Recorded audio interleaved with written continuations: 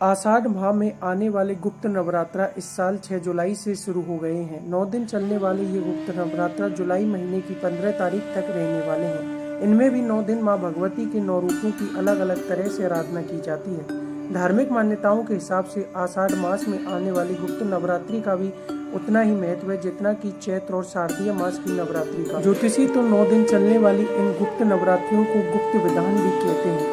विशेषकर विवाह में विलंब होने से परेशान अविवाहित लोग आषाढ़ मास की इन गुप्त नवरात्रि में कुछ खास उपाय कर सकते हैं।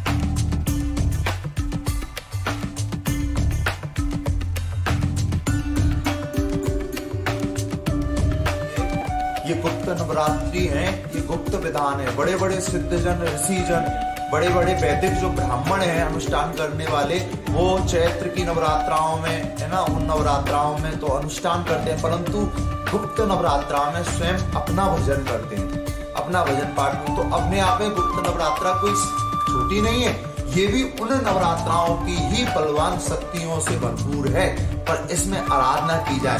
जैसे कि एक पुस्तक में उपाय बताया है कि इन गुप्त नवरात्राओं में जो कन्या जिसका विवाह में विलंब हो रहा है या उस कन्या का कहीं बैठ नहीं पा रहा, तो वो कन्या इस गुप्त नवरात्रा में शुद्ध आसन, ऊनी आसन बिछा करके उत्तर दिशा की तरफ मुख करके घी दीपक जला करके, और एक कात्यायनी मैया का मंत्र है, कात्यायनी महामाये महायोगिनीश्वरी नंद गोप सुतम देवी पतिम में पुरते नमः। इस मंत्र का जप करे तो उसको सुयोग वर प्राप्त होता है। और जो पुरुष हैं, जो युवा हैं, उनका भी विवाह नहीं हुआ है, वो विवाह का बहुत प्रयास कर रहे हैं पर नहीं बैठ पा रही है व्यवस्था, तो वो पत्नी मनोरमाम देवी मनोवृत्तानुसारणीम तारणीम दुर्ग संसार सागरस्य कुलोद्भवाम, इस मंत्र का 108 बार जप करें कन्या और वर, है ना, तो उनको सुयोग्य कन्या मिलेगी वरों को, और कन्या को सुयोग्य वर मिलेगा।